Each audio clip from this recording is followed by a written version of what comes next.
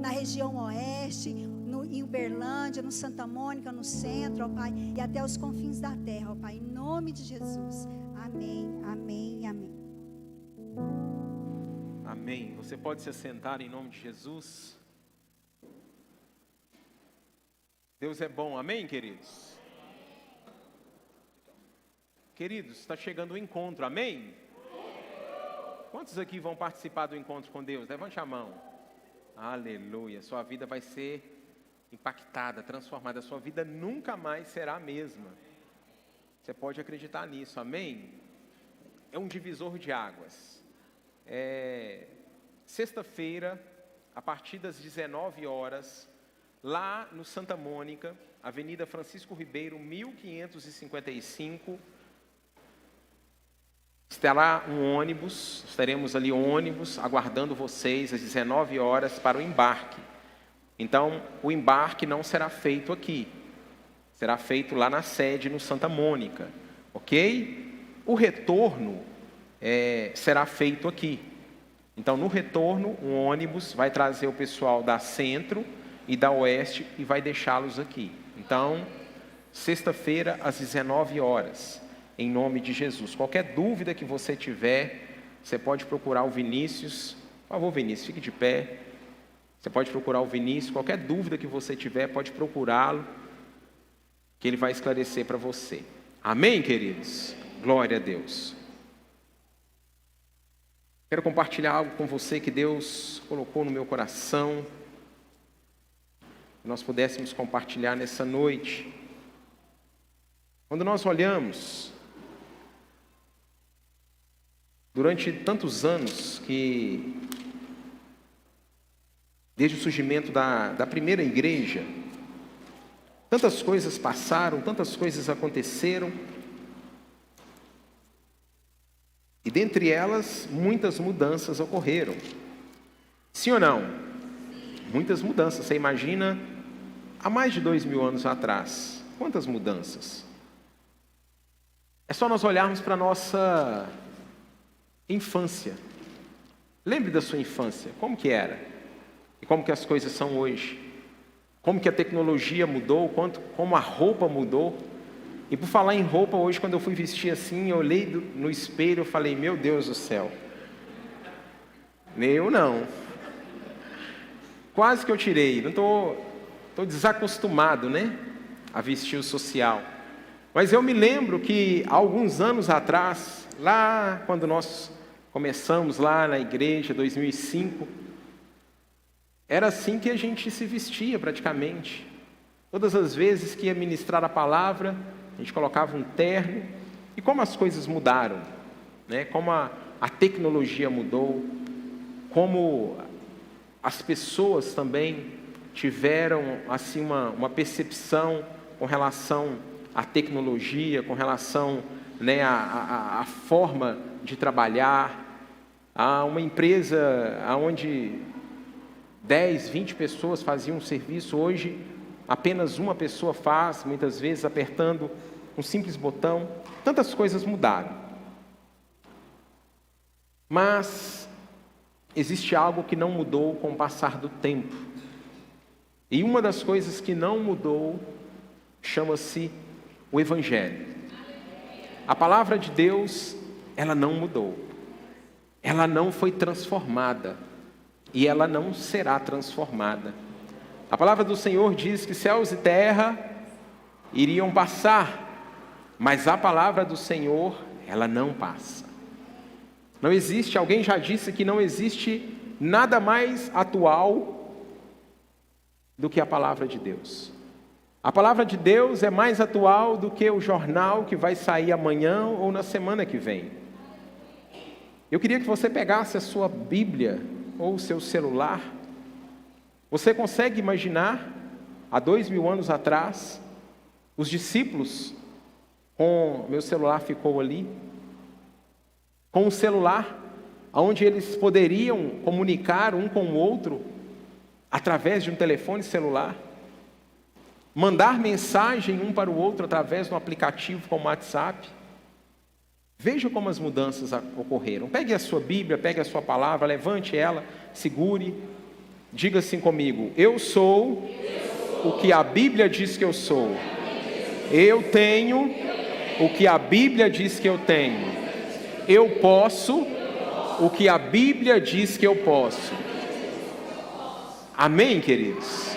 Nós temos o que a Bíblia diz que nós temos. Nós podemos aquilo que a Bíblia diz que nós podemos. E nós somos o que ela diz que nós somos. E a palavra do Senhor vai dizer em Malaquias capítulo 3, não precisa de você abrir, no versículo 6, diz assim: eu sou o Senhor e eu não mudo. Então a palavra de Deus, ela não muda. E se nós formos olhar para a palavra do Senhor, nós vamos ver que Jesus, antes de subir aos céus, ele esteve com os discípulos e ele deu uma ordem. Ele ficou ali após a sua ressurreição. Semana passada nós estávamos celebrando a Páscoa e Jesus então ressuscita ao terceiro dia, e quando ele ressuscita, ele permanece 40 dias com os discípulos. E nessa permanência com os discípulos, ele ensinou tantas coisas ainda que precisavam ser ensinadas para os discípulos, e ele disse para os discípulos: olha, vocês precisam permanecer em Jerusalém, até que do alto vocês sejam revestidos de poder. E durante esses 40 dias, agora mais 10, vem a festa de Pentecostes, 50 dias. Eles são cheios do Espírito Santo. Após Jesus subir aos céus, esses 40 dias, eles permaneceram 10 dias unânimes, orando e adorando a Deus. Você já parou para pensar sobre isso?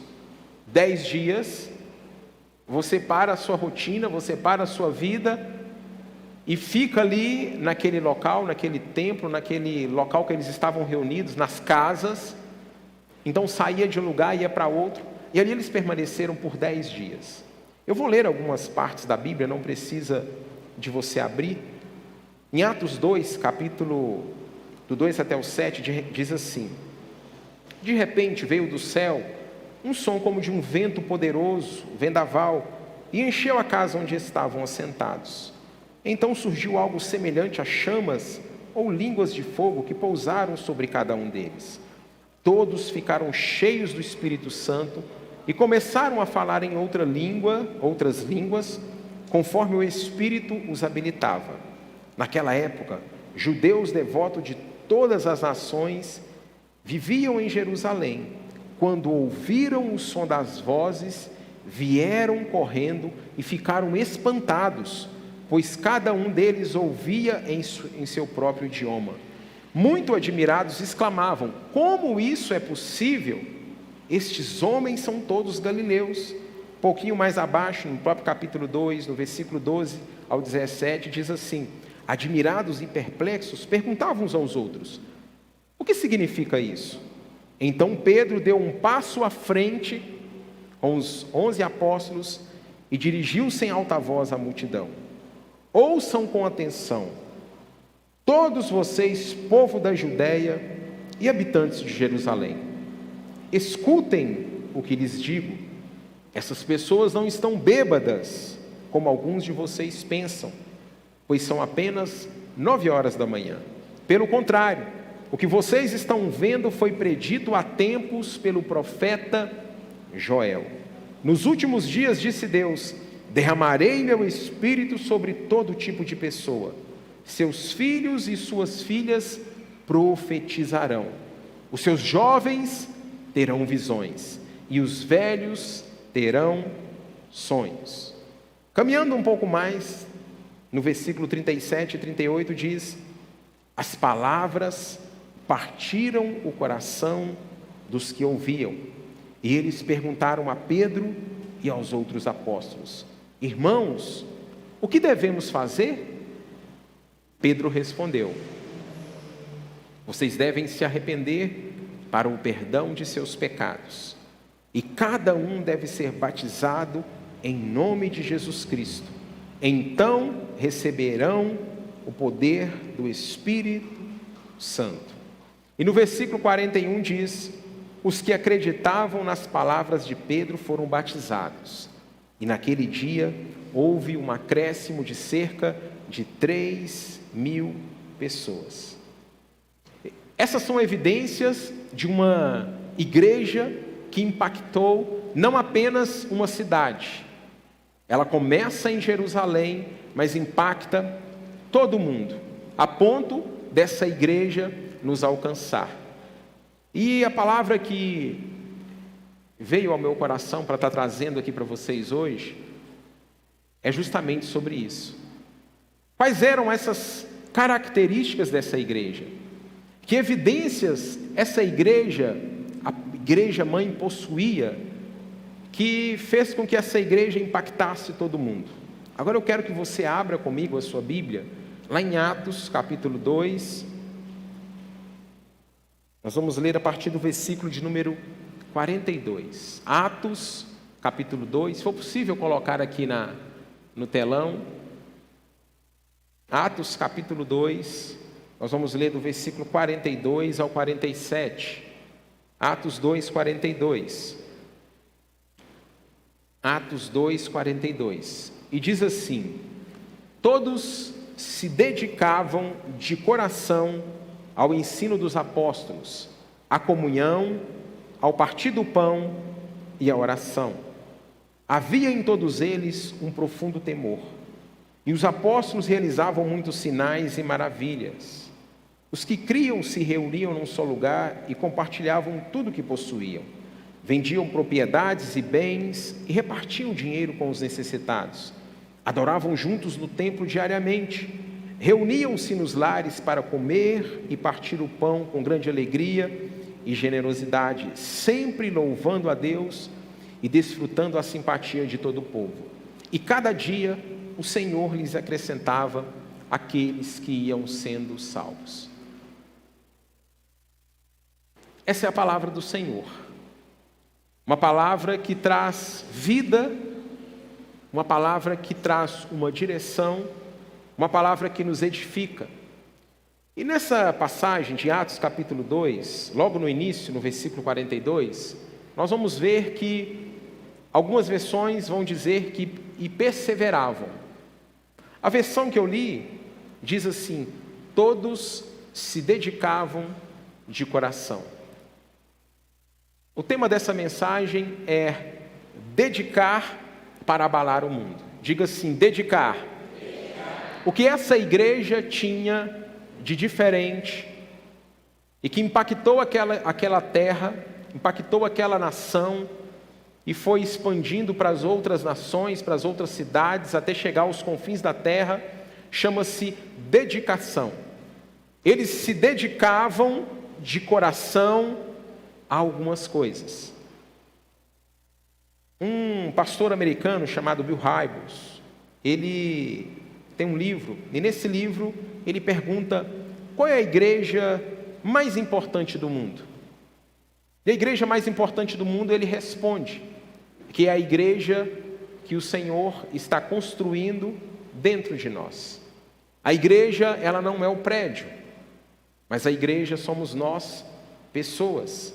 Então, quais são as evidências dessa igreja mãe que nós precisamos olhar? Hoje é muito comum nós acompanharmos mega igrejas, mega templos, pastores famosos, aonde muitas vezes nós os inspiramos. Até certo ponto não tem nada de errado nisso. Mas quais são as evidências verdadeiras que nós precisamos olhar para que a igreja continue a exercer um papel fundamental e a impactar e a ser tão relevante como aquela igreja mãe que estava surgindo? Então nós precisamos olhar não para a igreja contemporânea, mas nós precisamos olhar para a igreja mãe. E aqui nós vimos algumas coisas.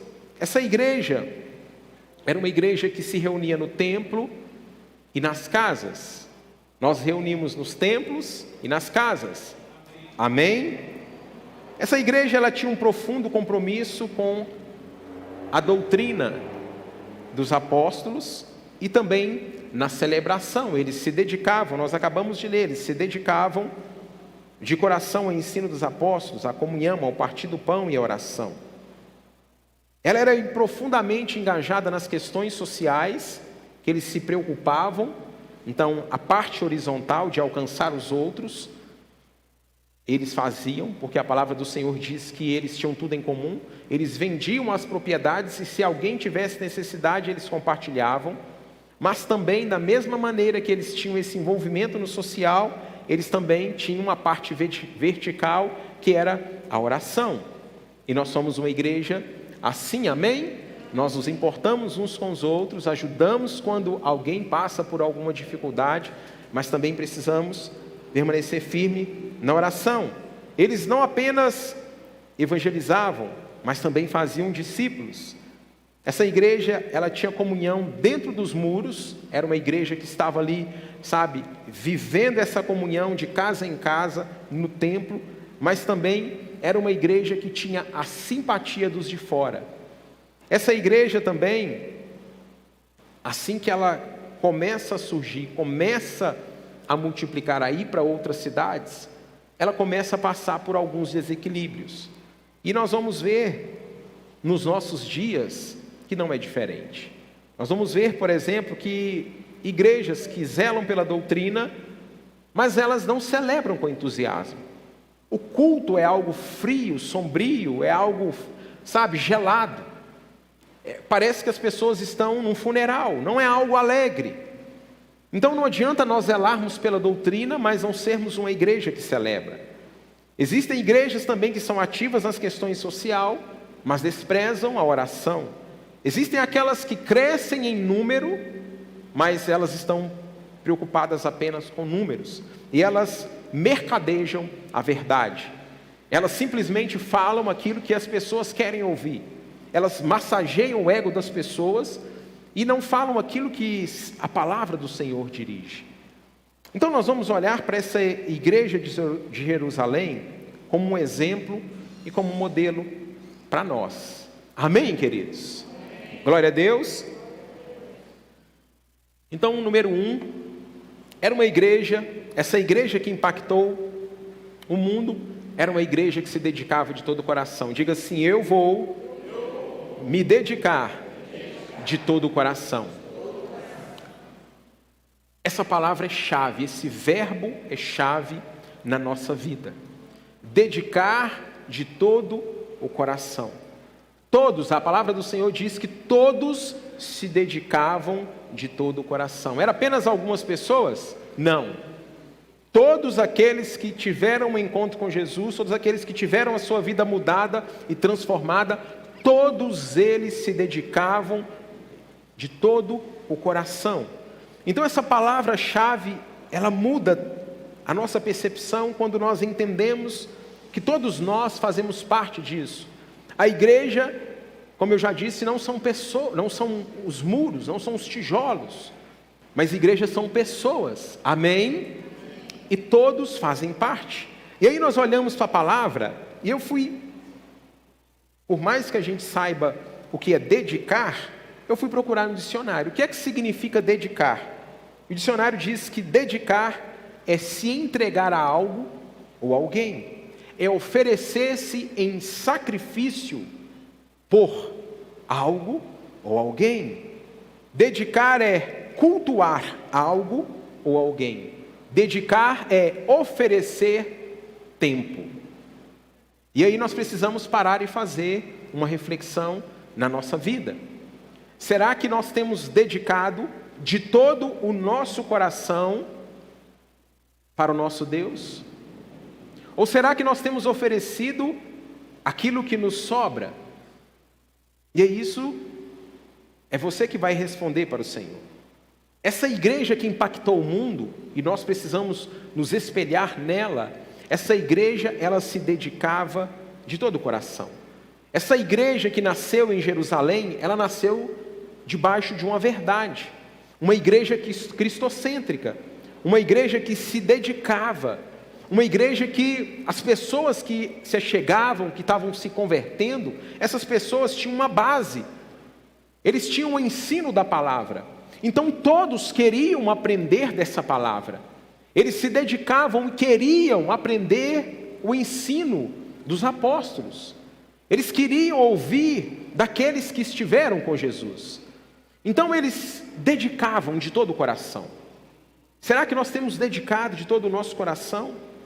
Sabe, queridos, nessa cultura que nós vivemos, e é uma cultura tão impactante, uma cultura que nos traz tanto conhecimento, tanta informação, mas nós precisamos almejar, experimentar, sabe, não simplesmente aquilo que os nossos sentimentos, não aquilo que as experiências vão nos dar.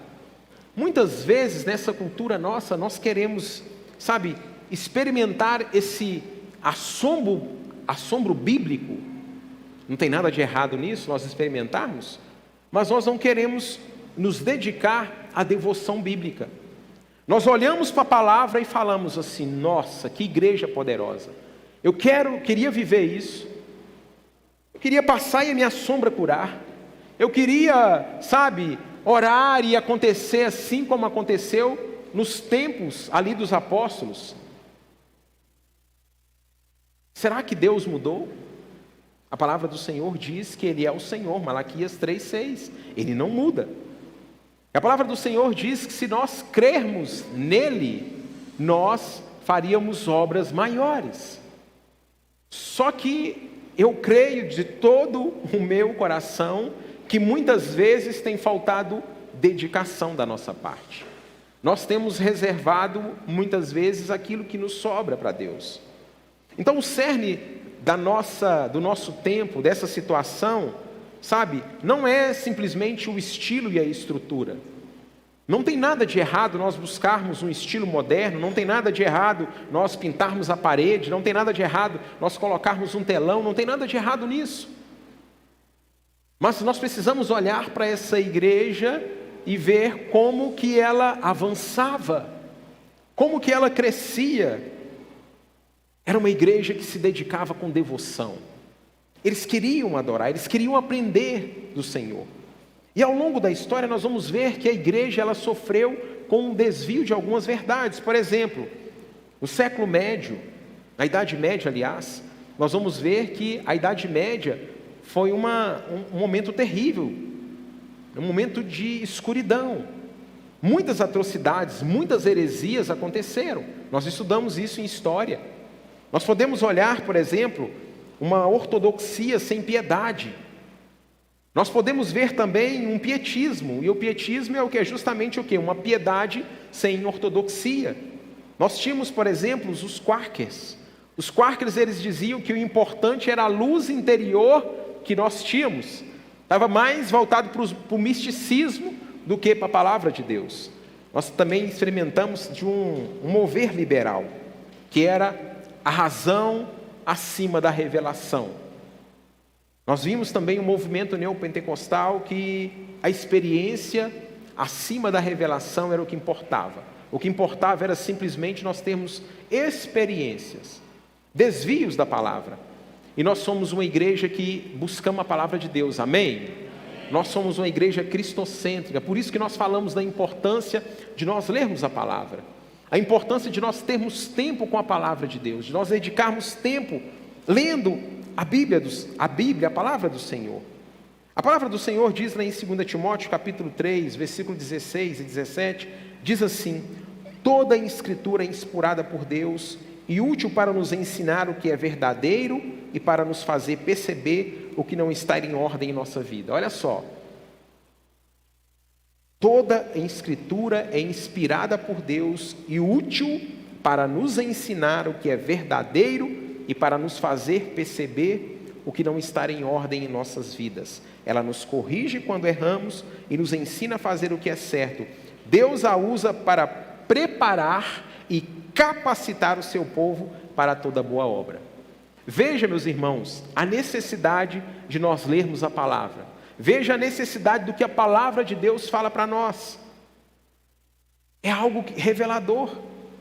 É algo que eu e você precisamos nos debruçar, que é a palavra de Deus.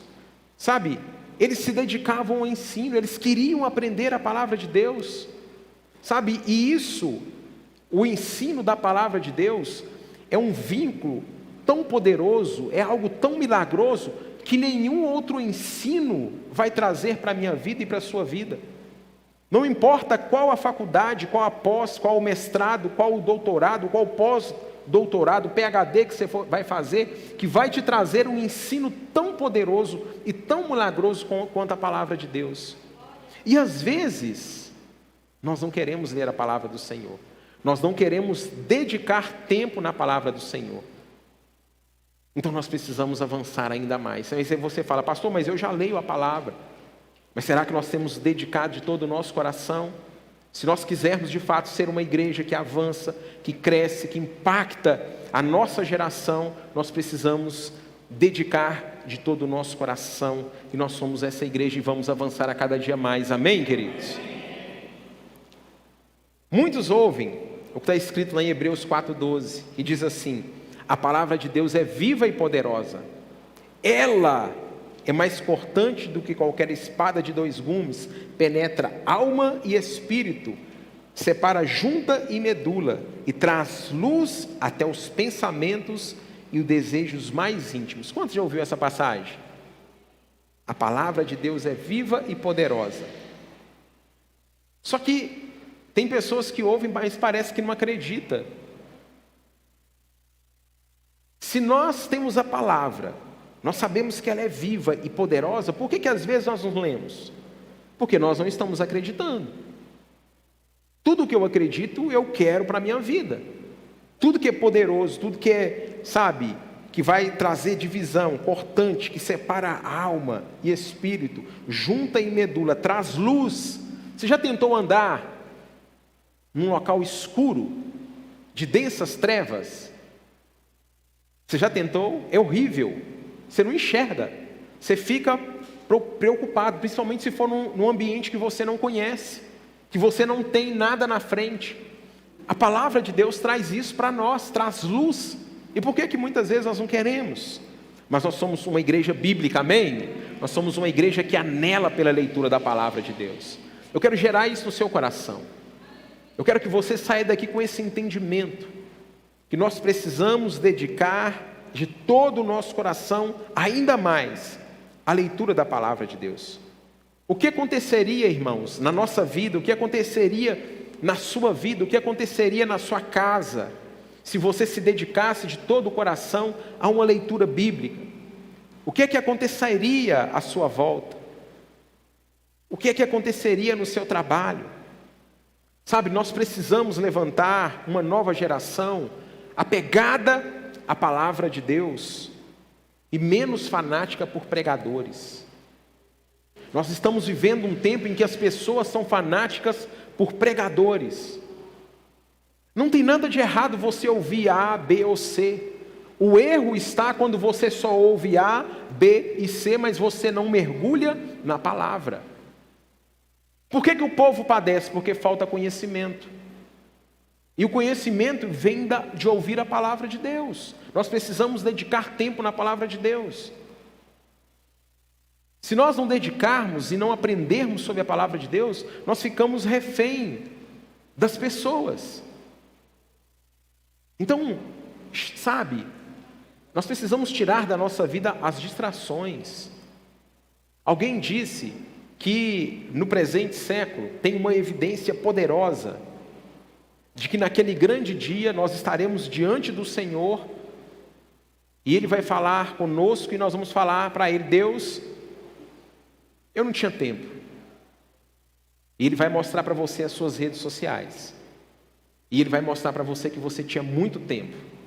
Você só não se dedicava de todo o coração para as coisas de Deus. Às vezes nós passamos tempos e tempos nas redes sociais, mas nós não tiramos tempo para uma devocional. Nós não tiramos tempo para ouvir o que Deus tem para falar conosco.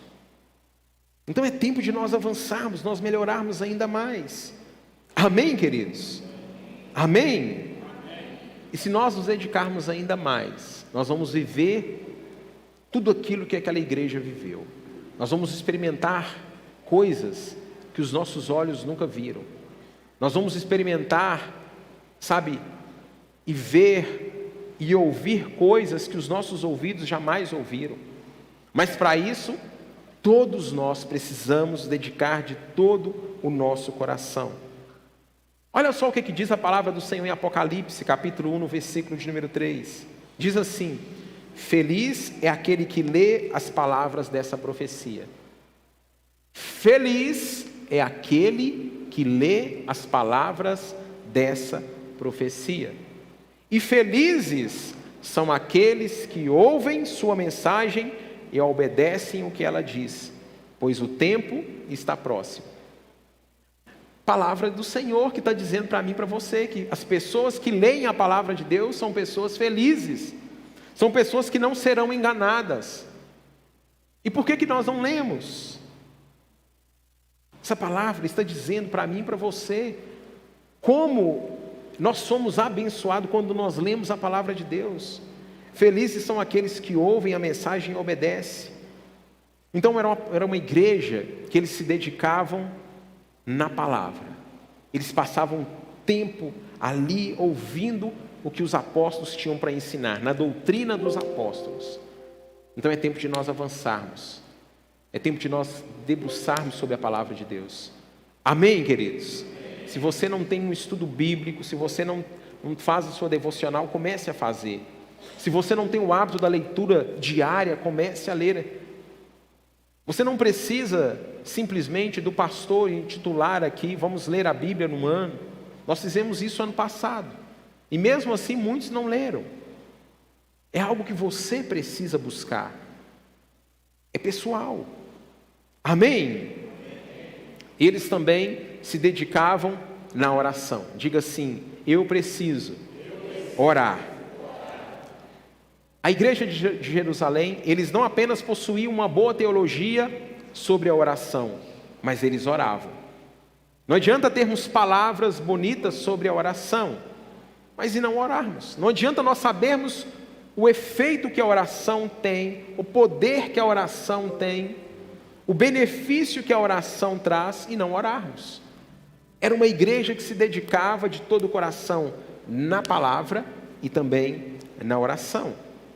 Qual foi a última vez que você se dedicou de todo o coração, sabe, nas suas orações?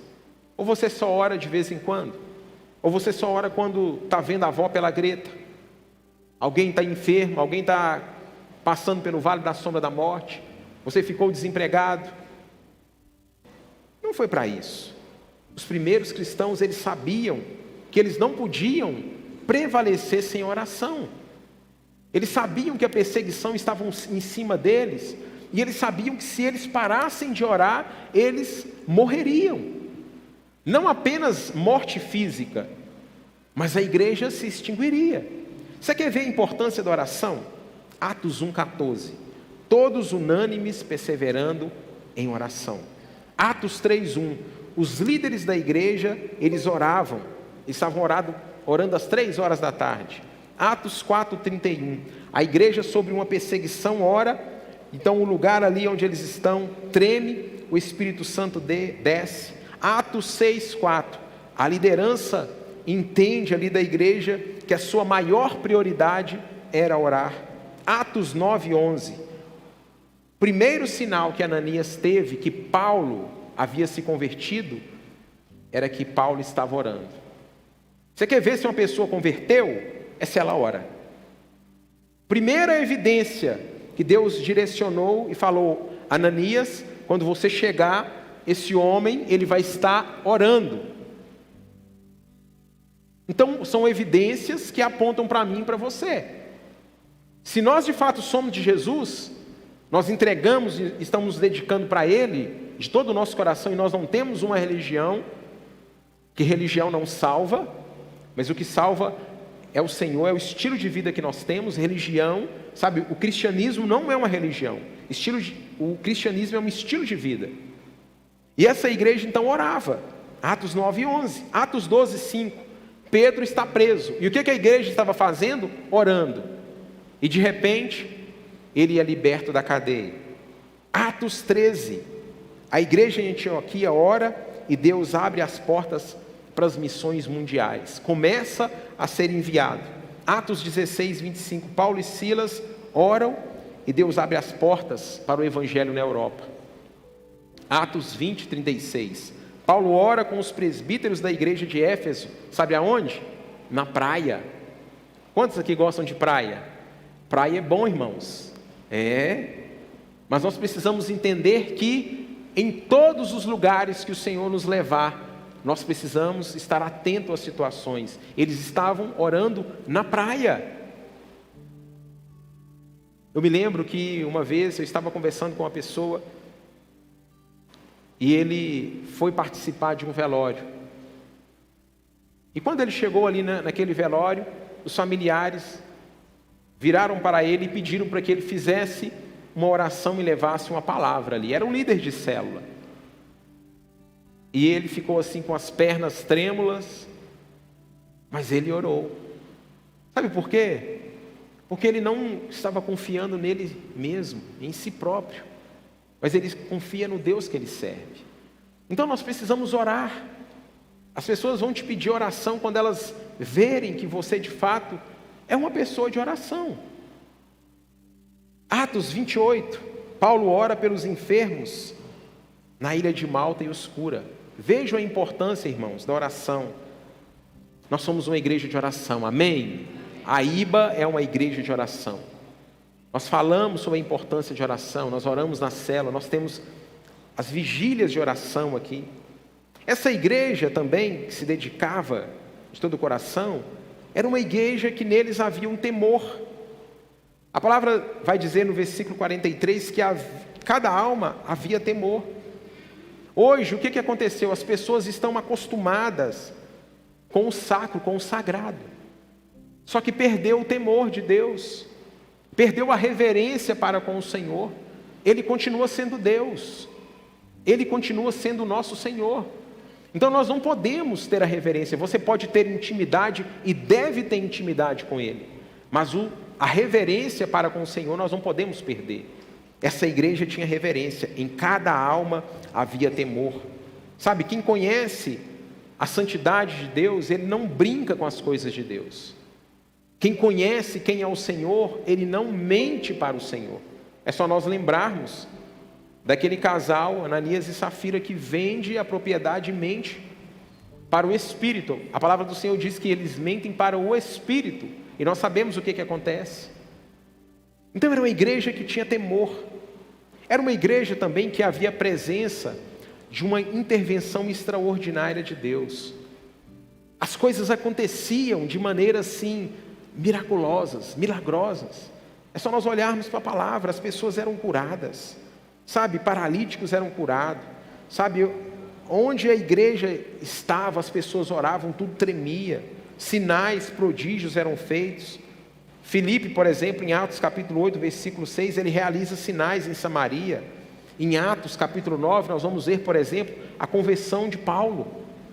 Um cara que era perseguidor da igreja, que pediu carta para prender pessoas que se designavam cristãs. Veja como que essa igreja orava e as coisas aconteciam. E nós somos essa igreja. E é tão interessante, queridos, que o maior milagre, a maior intervenção extraordinária que essa igreja viveu, e ela vive até hoje, chama-se salvação. Você pode dizer um amém? Amém. Um perseguidor da igreja agora se torna um cristão genuíno. Aquele que perseguia, que arrastava em praça pública, agora ele começa a pregar o Evangelho. Para o mundo, Paulo vai dizer que é loucura. Mas para nós que somos salvos, é o quê? Poder de Deus. Para o mundo é loucura. Mas para nós que somos salvos é poder de Deus. Então dia após dia nós vamos vendo essa igreja avançando. Dia a dia essa igreja crescendo e ganhando mais almas para o Senhor. Por quê? Porque eles se dedicavam. Dedicavam em aprender a palavra. Dedicavam na oração. Dedicavam, eles não ficavam apenas parados. Era uma igreja que também tinha entusiasmo no culto. Era uma igreja viva. Era uma igreja que as pessoas tinham prazer em estar na casa de Deus. No versículo 46 de Atos 2 diz: adoravam juntos no templo diariamente. Adoravam juntos no templo diariamente. E reuniam-se nos lares. Hoje, nós estamos vivendo um tempo em que as igrejas se reúnem apenas no domingo. 1 hora, 2 horas de culto. Algumas se reúnem durante a semana, na célula, e nós achamos que isso basta. Se eu e você não tivermos vida com Deus, no nosso lar, na nossa casa, não basta. Eles se reuniam diariamente. Então, o que vai fazer a minha vida ser mudada, e através da mudança que há em mim, ocasionar mudança no outro, as pessoas serem alcançadas, terem a vida mudada e transformada, é uma dedicação de todo o coração. E eles amavam estar na casa de Deus. Eles não iam por obrigação. Eles não iam simplesmente porque, hoje tem muito tempo que eu não vou, então eu vou hoje. Hoje eu estou sentindo uma dor no meu cabelo hoje está doendo, hoje eu não vou não. E a gente cria as mais variadas desculpas. E aí nós falamos assim: Deus sabe. Deus sabe mesmo. Deus olha para mim, olha para você e sabe se nós estamos dedicando de todo o coração ou não. A Bíblia diz que Ele sonda o meu coração e o seu. Então nós precisamos, queridos, olhar para essa Bíblia, olhar aqui para Atos 2, para essa igreja mãe e aprender com eles. Eles tinham, entusiasmos. O culto era uma delícia, eles amavam estar na casa de Deus, eles não iam por obrigação. E eu conversava com o Caleb, e eu falava, Caleb é meu filho mais velho, 9 anos. Eu falava: filho, imagine que nós vamos fazer o seu aniversário, mas nós não vamos fazer uma festa. Nós vamos apenas comprar um bolinho simples, um bolinho de iogurte, fubá, cenoura, colocar um chocolate em cima e vamos cantar parabéns para você. Você acha que os seus amigos viriam para o seu aniversário sabendo que é apenas um bolo simples? Ele falou assim: papai, os meus amigos sim, mas agora os outros eu não sei. Agora, e se nós fizermos uma festa, Caleb? Uma festa assim com brinquedos modernos, onde vocês vão poder passar tempo, aonde vai ter ali, uma iluminação bacana, a melhor comida. Falou: papai, só pode chamar todo mundo. Só pode chamar todo mundo que vai, os meus colegas da escola. Quem o senhor passar e chamar, todo mundo vai querer ir. Falei: filho, e se eu virar para você e falar assim: olha, Caleb, está vendo essas pessoas aqui na sua festa? Olha como que você é amado. Olha como que as pessoas gostam de você. Ele ia virar para mim e ia falar assim: papai, o senhor está de brincadeira, né? Com uma festa dessa, até quem não me conhece vem. O que eu quero dizer com isso, queridos? Vamos trazer para a nossa realidade. Será que nós não estamos... E eu quero deixar muito bem claro, eu não tenho nada contra. Eu sou um cara, eu creio, E não só eu, mas as pessoas que convivem comigo mais próximas, as pessoas sabem, eu sou um cara empreendedor, eu sou um cara visão atual, moderna. Tanto é que a igreja aqui é preta. Quando a igreja fez essa transição para nós colocarmos telão lá na sede, nós tínhamos um só prédio. Eu fui uma das pessoas que abracei, fiquei ali falando na cabeça do pastor Ricardo, junto com a pastora Ana. As pessoas sabem. Mas será que nós não estamos, às vezes, oferecendo muito pirotecnia? E as pessoas não estão entendendo o que é adorar a Deus? Será que as pessoas não estão vindo para um culto como esse por causa de um louvor bacana, por causa de instrumentos que tocam? Enquanto eu estava meditando nessa palavra, eu estava preparando esse sermão, eu falei: gente, será que se um dia nós subirmos e tocarmos, tirarmos todos os instrumentos e fizermos só violão e voz, ou fizermos só na boca, que era o que a igreja primitiva tinha, só cantava no gogó. Nós fizemos aqui ano passado, no DIV, domingo da igreja perseguida, nós cantamos sem instrumento, para simular o que a igreja lá fora, perseguida, sofre, passa. Lá, se tocar a guitarra, eu gosto mais. Cadê o Breno? Cadê o Breno? Breno, dá um sinal aí, cadê o Breno? Onde que ele está? Está lá atrás. Ele já deve estar pesquisando as músicas que vai tocar. Eu gosto demais, irmãos. Quando toca aqui a guitarra e faz um solo aqui, eu me arrepio, sem brincadeira nenhuma. Me arrepio todo. Mas se nós tirarmos tudo isso, 1 mês, 2 meses, será que nós vamos achar o culto enfadonho? Será que nós vamos achar o culto monótono? Quantos estão entendendo? Então nós precisamos olhar para dentro de nós e avaliarmos como que está a nossa vida. Será que nós temos adorado o Senhor? Será que nós temos entusiasmo em estar na presença de Deus? Será que nós louvamos aqui, sabe, de todo o nosso coração? O Tiago, ele disse aqui, falou, nós não precisamos, sabe, dos ministros aqui em cima para adorar, para louvar. Semana passada eu estava lá no fundo, e eu falei com a pastora Valéria, eu falei, é bom e é ruim. Quando eu fico lá no fundo, eu me desconcentro. Quando eu estou aqui na frente, eu fico concentrado. Porque lá no fundo, eu vejo gente que não está adorando. Isso tira a minha paz. Eu olhar para as pessoas e eu não ver que a pessoa não está adorando, ela está no celular, ela está conversando, ela está, sabe, olhando para a parede preta. Parede preta. O que fica olhando para a parede preta? É por isso que nós pintamos de preto. Você sabe por que a parede é preta? É por isso. É para não tirar a sua atenção. O foco tem que estar aqui, ó. É igual cinema. Cinema é tudo colorido? Não. Tudo escuro, preto. Você só fica focado na tela. É por isso que as igrejas são pretas. Não tem nada, sabe, espiritual assim, não. Aí eu fiquei lá no fundo. Meu Deus do céu. Eu falei, não, Senhor, deixa eu fechar o olho aqui, porque eu também eu vou pecar desse jeito. Eu estou pecando. Aleluia, glória a Deus. Aí eu prefiro sentar aqui na frente, porque eu me concentro, eu fecho o olho. Aleluia. Quantos estão entendendo? Sabe, queridos, a nossa adoração, nosso louvor tem que ser, então sempre que dá o nosso melhor para Jesus.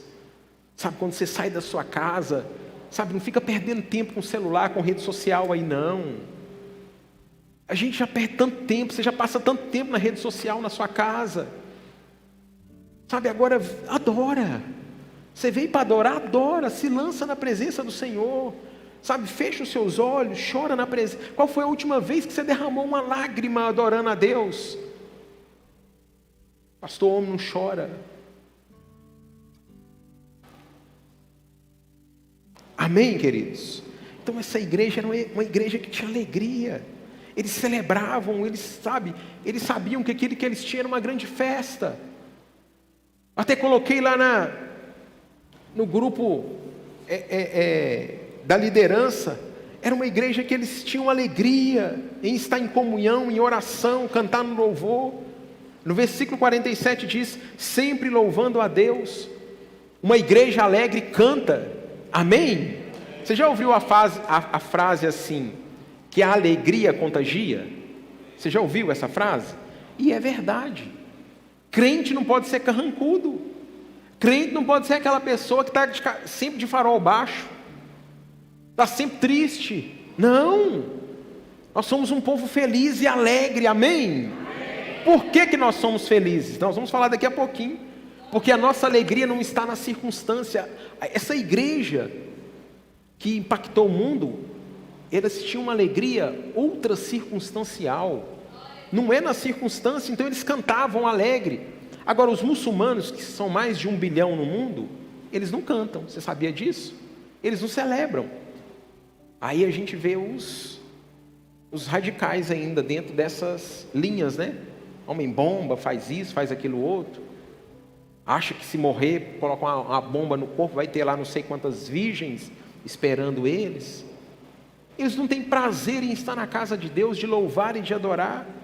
Sabe, nós precisamos ter alegria. Então, quando você estiver lá na sua casa, eu me lembro, quando eu era criança, os mais antigos vão se lembrar. Eu não venho de um lar cristão, me converti com 24 anos. Mas eu lembro que quando eu era criança, dava sábado, a minha mãe ia fazer faxina em casa. E aí ela colocava as músicas. Aí até hoje, quando eu passo, eu ouço as músicas, eu lembro da minha infância. Não era música cristã, porque não era música, a gente não tinha esse ambiente. Então eu ouço aquelas músicas antigas lá e eu me lembro. Mas a música tinha um poder de contagiar, alegrava o sábado. Aí ele lavava a casa, faxinava, e aí ela já colocava a gente para ajudar também. E eu com 7 anos, minha mãe já colocava eu para ajudar em casa, lavar banheiro.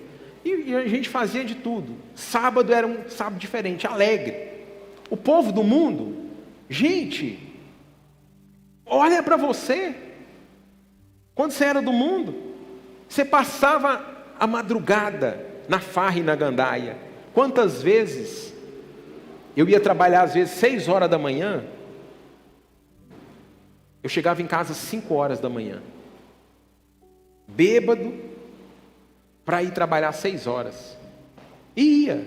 Aí fala assim, vigília de oração, 2 horas.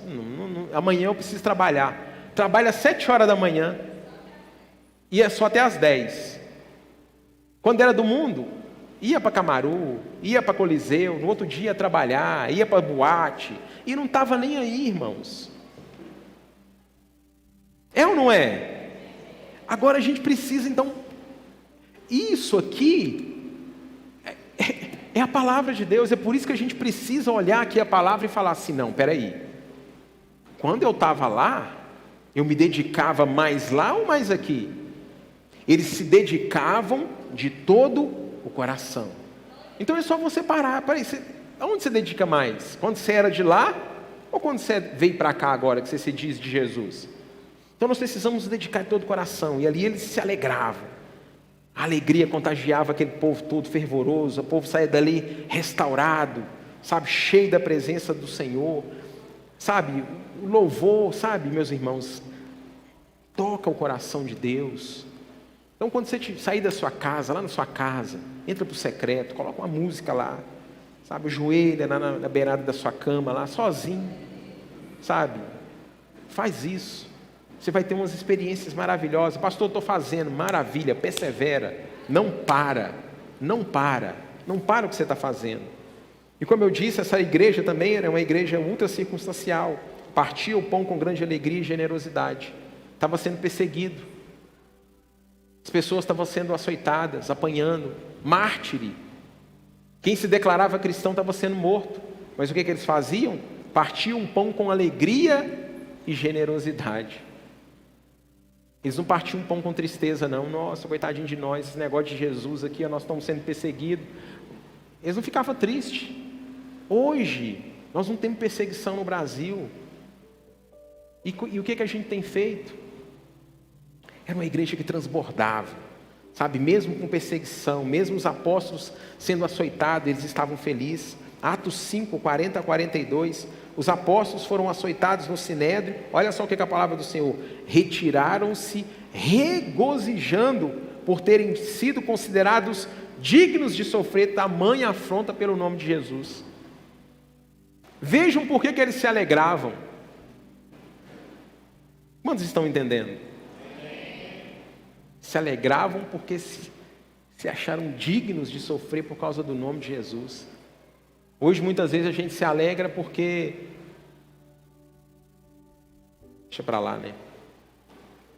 Estevão 6,15, Estevão na hora da morte vê a Jesus e seu rosto que transfigura-se. Poderia estar com o rosto o quê? Amarrado, amaldiçoando as pessoas, porque estava sendo morto. Pai, não imputa essa pena para eles aí não. Prendeu com Jesus. Está vendo, irmãos? Mesmo sendo perseguido, Atos 13:52, os discípulos em Antioquia, sendo perseguidos, eles transbordavam de alegria. Então, uma igreja que mistura o sofrimento com a adoração. Está sofrendo, está passando por luta? Adora. É igual aquela música diz, né? Não importa, louve. Está sofrendo, louve. Vai passando pela luta, vai dando glória a Deus. Mistura as músicas, tudo aí. Amém? Mas não para, vai adorando. Quantos estão entendendo? Então essa igreja, ela vibrava. E essa alegria, meus irmãos, ela emana do céu. É só o Senhor que pode dar. Essa é uma alegria que, sabe, o carro mais moderno, mais tecnológico, mais caro do mundo, não pode te dar. A casa mais sofisticada no condomínio mais nobre de Uberlândia, passa. Tudo isso passa. Agora essa alegria que vem de dentro, porque o Senhor coloca, aleluia. Número 3, é uma igreja que se dedicava à comunhão e o partir do pão. Diga assim, comunhão, partir do pão. Os crentes, eles tinham prazer em estar juntos. É bom a gente estar junto, é ou não é? É bom, irmãos? Eu não entendo a pessoa que fala que não é. Tem gente que fala assim, não, eu gosto de ir para a igreja, mas de estar junto com gente eu não dou conta. Gente, precisa de ajuda uma pessoa dessa. Porque essa pessoa, ela está provavelmente com algum problema, sabe, nas emoções, ferida na alma. Não é normal a gente não gostar de estar junto do povo de Deus. Não é normal a gente não querer nos relacionar. Eles tinham tudo em comum, então eles estavam todos juntos, sabe? E quando esse derramado, o óleo do Espírito, ele vem, a Bíblia do Senhor diz que aonde há união, o Senhor ordena a bênção. Amém? A vida para sempre. Aonde que Deus ordena a bênção? Na comunhão. Você quer ser abençoado? Esteja em comunhão. Sabe? É tão maravilhoso que nós vamos olhar para a palavra, nós vamos ver que as brigas, as contendas, elas cessam e dão lugar ao perdão e à cura. Tinha problema na igreja? Tinha, mas quando há a presença do Espírito Santo, as contendas vão embora, as picuinhas vão embora, as fofocas são deixadas de lado, brota o perdão e a cura. É maravilhoso estar em comunhão. Eles estavam juntos, partiam o pão de casa em casa, eles se reuniam, sabe? Os crentes, eles estavam ali dedicando de todo o coração à comunhão, ao partir do pão, e eles estavam atentos às necessidades uns dos outros. É no pequeno grupo que nós ficamos sabendo da necessidade. Aqui eu olho para você, eu vejo você rindo. Aqui eu olho para você, eu vejo você assim prestando atenção. Eu não sei como que está a sua casa, mas lá no pequeno grupo, lá na sua célula, se você entendeu o que é um discipulado, se você entendeu o que a palavra do Senhor diz, se você não entende o que é discipulado, leia Atos. Olhe para a vida de Jesus. Olha o que Jesus fez com seus discípulos. E às vezes as pessoas falam assim, não, eu não quero passar meus problemas. Não, meus problemas eu resolvo. Irmãos, tem coisas que nós não conseguimos resolver sozinhos. Tem coisas que nós precisamos abrir o coração, precisamos compartilhar. Isso é discipulado. Nós somos uma igreja que estamos, como eu disse, assim como a igreja mãe, nós nos reunimos no templo, reunimos na casa. E somos uma igreja que acreditamos no discipulado. Porque nós acreditamos que o discipulado é um modelo não inventado por homem, mas criado por Deus para transformar a humanidade. Se tem algo que Deus criou para transformar a humanidade, chama-se discipulado. Então ele falou, vão e façam discípulos. Por quê? Porque é o discípulo que tem a vida mudada, transformada e começa a fazer outro. Então os crentes, eles eram sensíveis. Os crentes, eles se converteram, eles se dedicavam de todo o coração, presta atenção, se dedicavam de todo o coração, mas também converteu não apenas o coração, o bolso. Você quer saber se você é crente de verdade? Você quer saber se você é de Jesus de verdade? é se você se preocupa com a necessidade do próximo. Se você honra a Deus em primeiro lugar. Eles se preocupavam com a necessidade uns dos outros. O coração se dedicava, mas eles não ficavam só orando. Eles não ficavam só adorando na alegria. Oh, aleluia, glória a Deus. Ah, meu irmão está passando por prova. Ah, o problema é dele. Quem manda? Ele está pecando. É pecado. É por isso. Não, eles se importavam. Sabe, quando nós somos de Jesus, e essa igreja que muda, que transforma, é justamente isso. É uma igreja que converte o coração, mas também converte o bolso. Eu me lembro, depois de uma palavra dessa, eu tenho certeza que você me dá mais 5 minutos? Quem me dá mais 5 minutos aí? Quem me dá mais 5 minutos? Estamos aqui já 5, 10, 20, 30, 40, 50, 60. Então hoje nós podemos ir até às 9, tranquilamente. Eu me lembro que quando eu me converti, 2004, fui para a igreja, chorava, aquelas músicas do Diante do Trono no auge, existe um rio, Senhor, aí eu me derramava, chorava, vocês sabem, né? Aí o coração converteu, eu não chorava, irmãos, eu era um homem que não chorava, pensa num cara que não chorava, era eu, não chorava, aí converti, chorava. Aí tocava aquelas músicas assim, preciso de ti. Aí eu via aquelas músicas, distante de ti, Senhor, não posso viver. Aí eu chorava mais ainda. Aquelas músicas assim, eu chorava na presença do Senhor. Aí chegava o momento do dízimo e da oferta. Aí eu parava de chorar. Eu falava, meu dinheiro, não. Esse negócio não é de Deus, não. Aí eu olhava para aquela igreja, me converti na Lagoinha, em Belo Horizonte, 2001. Igreja. Hoje é uma igreja moderna. Você imagina em 2001.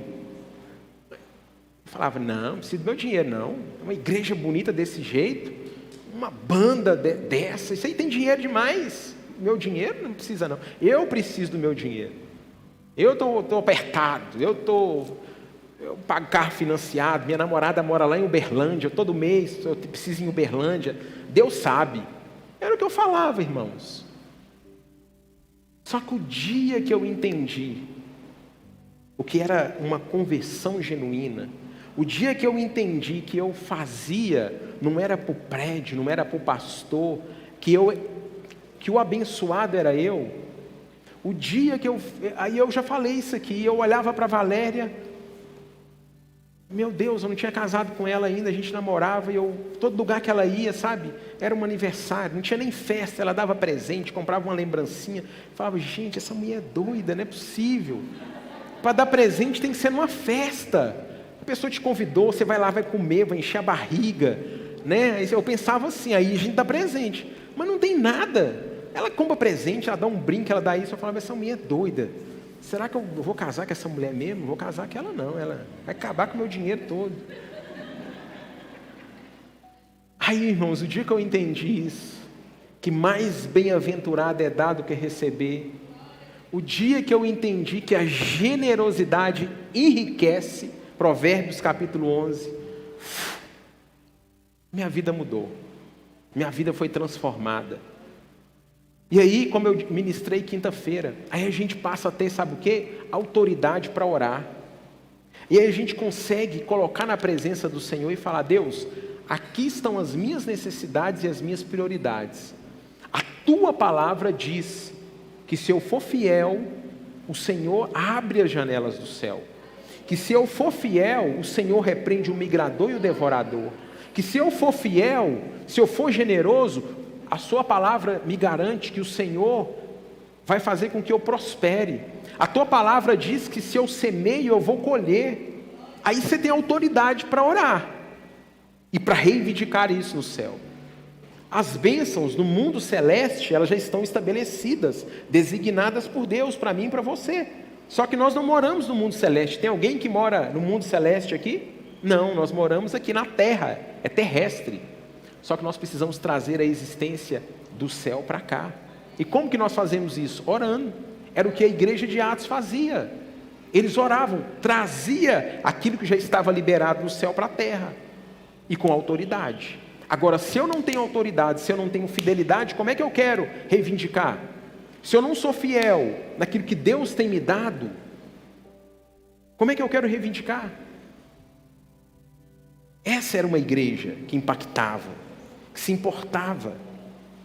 Você consegue imaginar, meus irmãos, uma igreja que estava em comunhão, uma igreja que tinha alegria no partir do pão, de casa em casa, comunhão uns com os outros. Agora, imagina comigo, não essa comunhão que nós temos hoje. Imagine comigo que você está sendo perseguido. Imagina comigo que você aceitou Jesus, são poucas pessoas.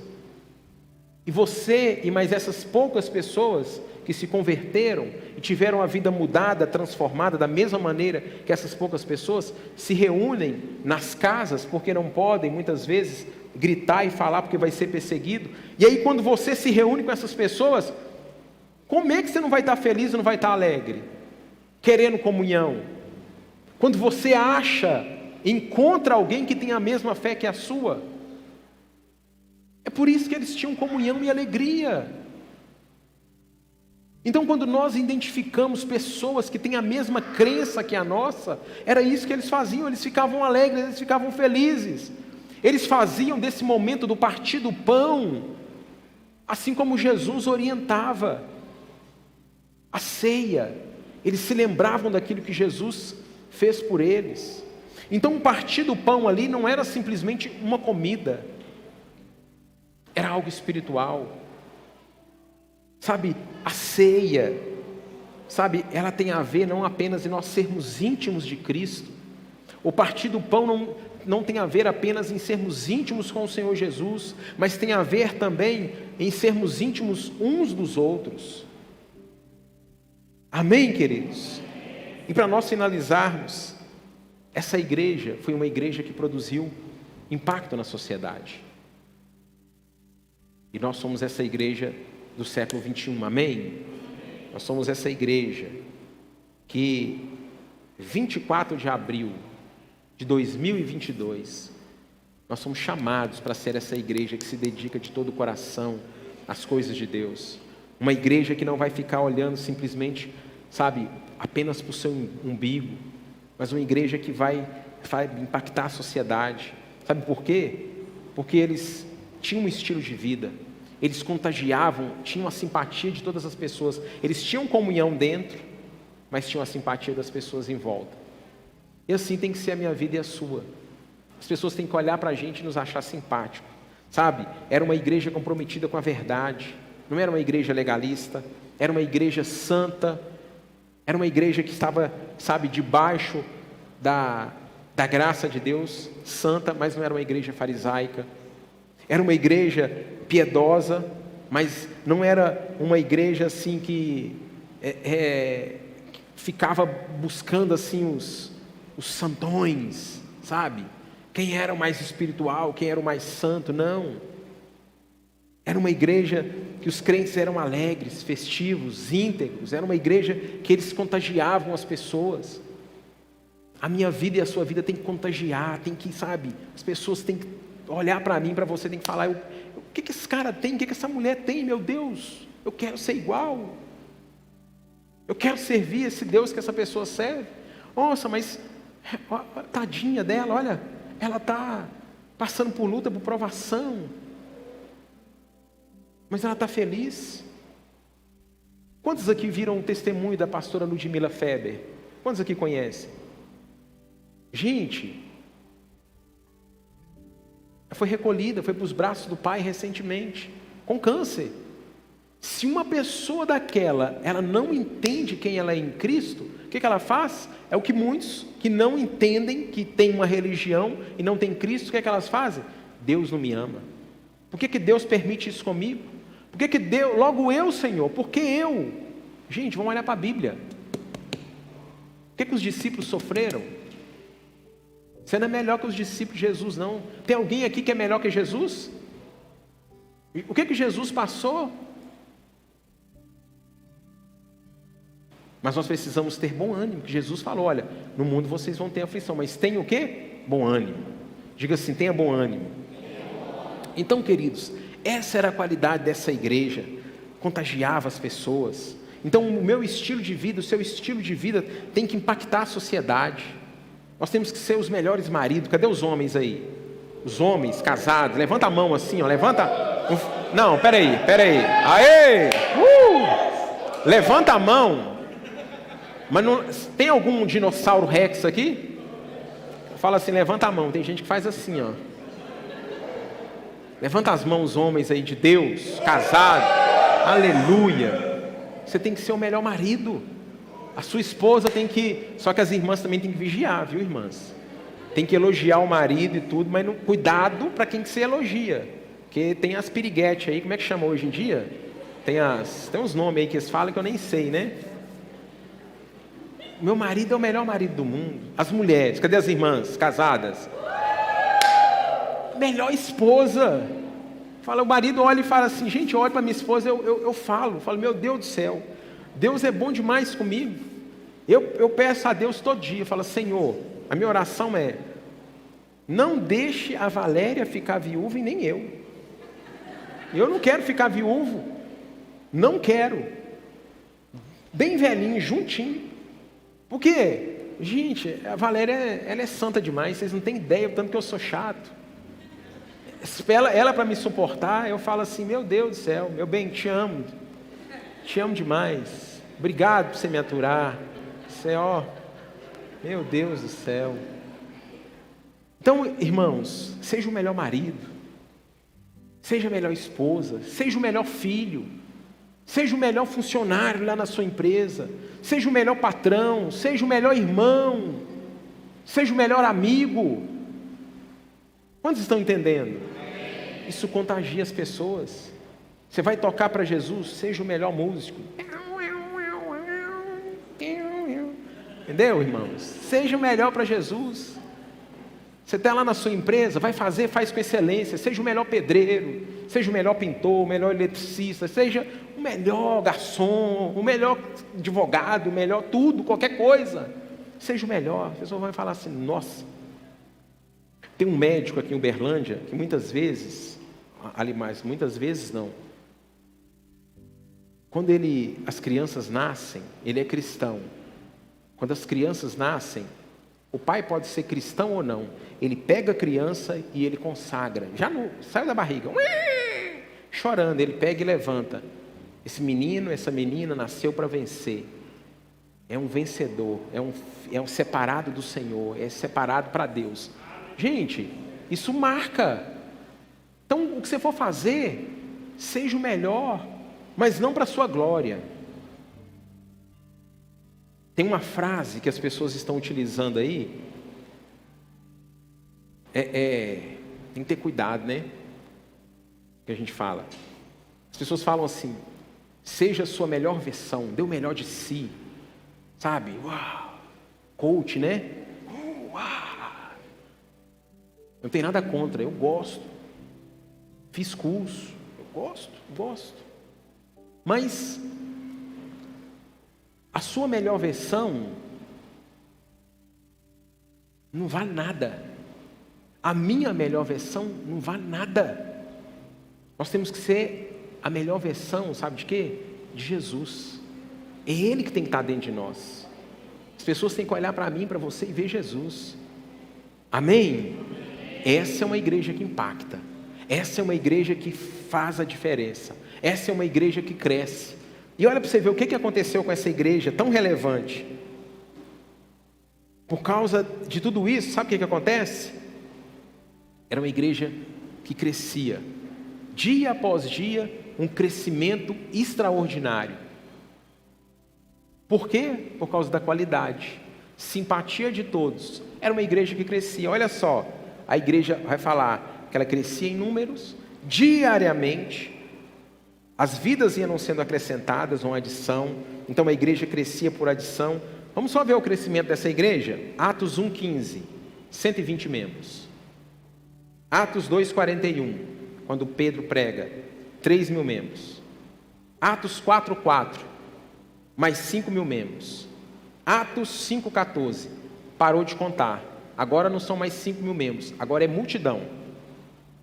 Atos 6,17. Agora não apenas multidão, vai crescendo, o número de discípulos vão sendo multiplicado, que é uma diferença entre multidão e discípulo, né? Aqueles que vão se convertendo. Atos 9,31. Não apenas discípulo e não apenas multidão. A igreja agora expande para Judeia, Galileia e Samaria. Quantos estão entendendo?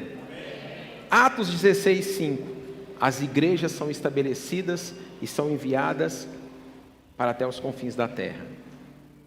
Porque isso é uma igreja que impacta. São evidências de uma igreja. Então, quando nós falamos de crescimento, de ganhar almas para Jesus, é por isso, irmãos. Essa igreja mãe, ela é o nosso referencial. Em poucas décadas, ela ganhou o mundo. E nós somos chamados para isso, amém?